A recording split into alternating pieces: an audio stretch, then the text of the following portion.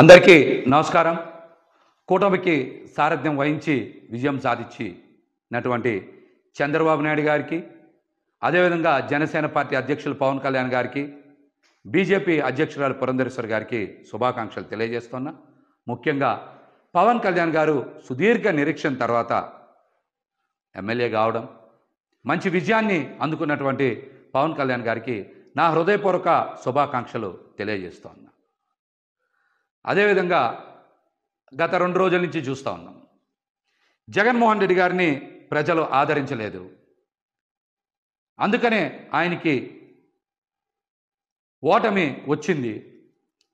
కేవలం 11 స్థానాలకే పరిమితం అయ్యారు.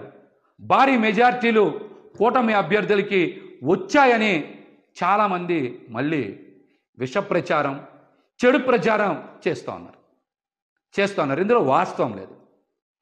జగన్మోహన్ రెడ్డి గారు ప్రజల కోసం ప్రవేశపెట్టినటువంటి సంక్షేమ పథకాల్లో చాలా వరకు ప్రజలు సంతృప్తి చెందారు. జగన్మోహన్ రెడ్డి గారి వెనక ప్రయాణం చేస్తున్నారు. జగన్మోహన్ రెడ్డి గారిని ఆదరించారని నేనైతే వ్యక్తిగతంగా భావిస్తా ఉన్నా. ఈ రోజున మనందరికీ తెలుసు, తెలుగుదేశం పార్టీకి వచ్చినటువంటి ఓట్ల శాతం 45.6, వైఎస్ఆర్సీపీ పార్టీకి వచ్చిన ఓట్ల శాతం 40% ఓట్లు వచ్చినాయి. అంటే ఈ రాష్ట్రంలో ఈ 2 ప్రధాన పార్టీలకి మధ్య ఉన్న వ్యత్యాసం కేవలం 5.5%. కేవలం 5.5% మాత్రమే. కానీ చాలామంది జగన్మోహన్ రెడ్డి గారికి ఏదో ప్రజల నుంచి ఆదరణ లభించలేదని మాట్లాడుతున్నారు. ఇది కరెక్ట్ కాదు.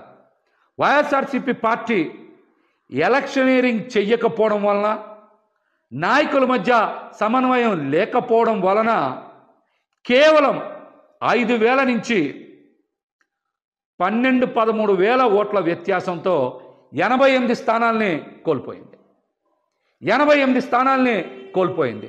5,000 నుంచి 12-13,000 ఓట్లు గనక 88 నియోజకవర్గాల్లో సాధించుంటే ఖచ్చితంగా 88కి 11 కలుపుకొని 99, అంటే 100 నియోజకవర్గాలు గెలుచుకొని జగన్మోహన్ రెడ్డి గారు మళ్ళీ ముఖ్యమంత్రి అయ్యేవాళ్ళు. అదేవిధంగా ఇంకొక చిన్నది కనుక యాడ్ చేసుకుంటే, ఓట్ల వ్యత్యాసం కనుక యాడ్ చేసుకుంటే 4-5 వేల ఓట్ల నుంచి 13-14 వేలకి మరొక 3-4 వేల ఓట్లు కనుక కలుపుకుంటే, అంటే 18,000 ఓట్లు కనుక సాధించుంటే మరొక 31 స్థానాలు పెరిగాయి. అంటే 119 స్థానాల్లో వైఎస్ఆర్సీపీ పార్టీ గెలిచేది. ఇప్పుడున్న 11 స్థానాలు కూడా జత కలిస్తే 130 స్థానాలు అయ్యాయి. ఇది కేవలం ఎన్ని వేల ఓట్లు తేడా? 4,000 నుంచి 17,000 ఓట్లు తేడాతో వైఎస్ఆర్సీపీ పార్టీ వదిలేసుకున్నటువంటి స్థానాలు 119. ఈ 11 కూడా కలుపుకుంటే 130 స్థానాలు వచ్చాయి. అంటే వైఎస్ఆర్సీపీ పార్టీకి మరొక 10 లక్షల ఓట్లు పడుంటే జగన్మోహన్ రెడ్డి గారు రెండోసారి ముఖ్యమంత్రి అయ్యేవారు. కేవలం కూటమికి వైసీపీ పార్టీకి మధ్య వ్యత్యాసం, ప్రభుత్వ ఏర్పాటుకి వ్యత్యాసం కేవలం 10 లక్షల ఓట్లు మాత్రమే. కానీ దీన్ని భూతద్దంలో చూపించి విష ప్రచారం చేయాలని చూస్తూ ఉన్నారు. ఈ కుట్రలు ఎక్కువ రోజులు కొనసాగవని కూడా తెలియజేస్తా ఉన్నా. ఇక్కడ నాయకులు ఈరోజు బయటకు వచ్చి జగన్మోహన్ రెడ్డి గారినో లేకపోతే కొంతమందిని బాధ్యులను చేసి బయటకు వచ్చి మాట్లాడుతూ ఉన్నారు. ఇది సందర్భం కాదు. ఓటమి చెంది నిరాశలో ఉన్నటువంటి కేడర్కి, అదేవిధంగా మరొక మారు ముఖ్యమంత్రి అవుతారని ఆశించినటువంటి ప్రజలకి అండగా నిలవాల్సినటువంటి తరుణం. నాయకులు ఈ విషయాన్ని గ్రహించాలి. కార్యకర్తలకి, ప్రజలకి అండగా నిలవాలి.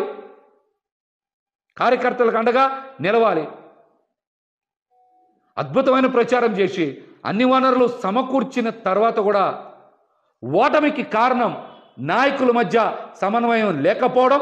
రెండోది, ఖచ్చితంగా ఎలక్షనీరింగ్ చేయడంలో పార్టీ కొంత వెనకబడింది అనేటువంటి అంశం నాకైతే స్పష్టంగా కనబడుతుంది.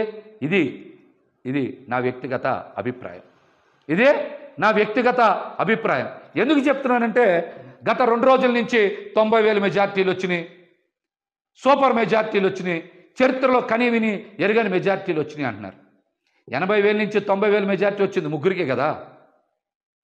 50,000 నుంచి 80,000 లోపు మెజార్టీలు మొత్తం వచ్చింది 27, 28 కదా, అంతే కదా వచ్చినాయి.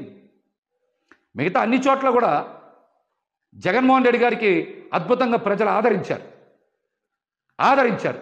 కానీ ఇక్కడే ప్రజలందరికీ ఒక అనుమానం కలుగుతుంది. మేమందరం కూడా జగన్మోహన్ రెడ్డి గారికి ఫ్యాన్ గుర్తు మీద ఓటేశాం, కూటమికి ఇంత విజయం ఎలా లభించింది అనేటువంటి అనుమానం ఈరోజు ప్రతి ఒక్కరు చర్చ చేస్తున్నారు రాష్ట్రంలో. ఈవీఎంలు ట్యాంపర్ అయినాయా, లేకపోతే కౌంటింగ్లో ఏమైనా పొరపాట్లు జరిగినాయా? ఫలితాలకు ముందు నుంచే వైఎస్ఆర్సీపీ పార్టీ నాయకులు పెద్దలు చాలామంది కోర్టులకు వెళ్ళారు, పొరపాట్లు జరుగుతాయని చెప్పారు.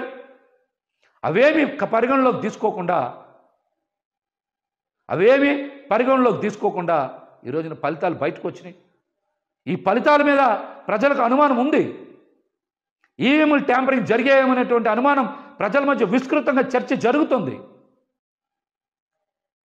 కొన్ని చోట్ల మనం చూసాం, ఒక్కొక్క ఈవీఎం మిషన్లు లెక్క పెట్టలేదంటే ఇందాక నేను చెప్పే కదా, 4-5 చోట్ల 4-5 ఈవీఎం మిషన్లు కనుక సరిగ్గా లెక్కింపు చేయకపోతే 4,000 ఓట్లు 5,000 ఓట్లు పోతే